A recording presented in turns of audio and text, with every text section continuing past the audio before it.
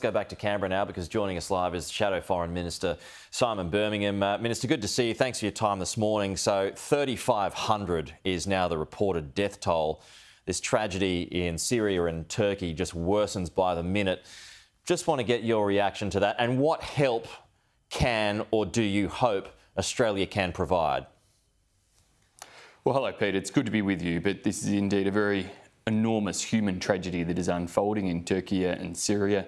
What we are seeing from these earthquakes that have struck these regions is an enormous loss of life, a huge destruction of building and of infrastructure, and with that, of course, comes the risk of further grave humanitarian consequences. That with that loss of essential services and critical infrastructure, you have disruption to electricity supplies, to water supplies, to sewage services, to a whole range of things, as well as the availability of clean water, of food, of medicines, etc. And so a large and coordinated international response, working particularly with Turkish authorities, is essential. I trust that international agencies are all swinging into action to help provide that partner nations across Europe and others nearby and would be working in as close a cooperation as they can. And of course, Australia, although we are somewhat more distant and remote, should be making sure that where we can, we're playing our role commensurate with our standing as a G20 nation. Okay, and what should that role be? I mean, like you said there, the aid agencies generally have this sort of thing covered themselves. But is there any push that can come from our government, or do you just kind of leave it there? We should certainly be understanding what is needed. If there are any specialist skills that Australia has that are required in the region, then we should be looking to dispatch those specialist skills. But otherwise, making sure that we are contributing to the humanitarian and relief effort that will be ongoing, not just through a couple of days or so of searching through rubble. This is an effort that is going to require sustained support for weeks and months in a region that will feel this devastation for quite some time. Yeah. And so making sure that we are playing a role in terms of the provision of that humanitarian relief, of medicines, of foods, of basic supplies, to ensure that there isn't further unnecessary loss of life following these earthquakes. Still on foreign matters, China, as we all know, has changed its tone of late. Then it sends a suspected spy balloon over the US over sensitive military sites. Is this a reminder not to be seduced by its softer language? Well, the strategic challenges related to China have never changed.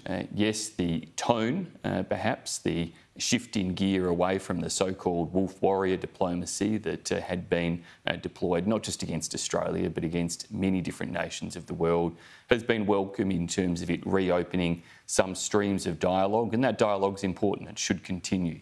But the strategic challenges of a country that has not necessarily shown the type of respect we would wish for international rules and norms, for the conventions on the law of the sea, for the way in which its military build-up has been sustained and continued.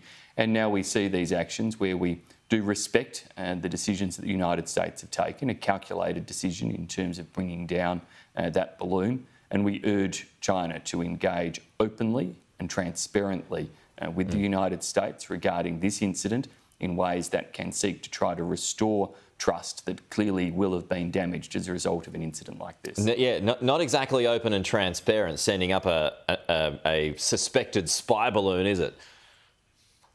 Well, it's not, and so the US was right to take the type of actions necessary to protect their sovereignty. We respect those decisions. They did it clearly in a thoughtful, careful, calculated way about how they would bring it down, the retrieval operations underway. But the answers should be forthcoming from China, and if they hope to restore trust as part of dialogue, then transparency is critical to that. Okay, closer to home now, and it's a matter for the Greens, this one, but it involves the Senate. Lydia Thorpe, now independent. How do you expect that to unfold in the weeks and months ahead?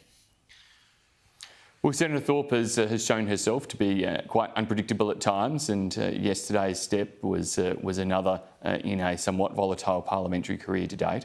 We'll, of course, as Liberal and National parties in the Senate, work with all Senate crossbenchers where we can to make sure we hold the government to account, to try to oppose bad legislation, to improve where we can, and to support good legislation through the parliament. And so we will work with Senator Thorpe now as an independent, as distinct from her as a member of the Greens, and do what we can in that regard. But it is a reminder that when people vote for the Greens, sometimes they do so with the best of intentions, but they really should look a little deeper at Greens policies, at Greens candidates, and sometimes the type of extremism they can get with that. So do you see Lidia Thorpe as perhaps an opportunity for you now?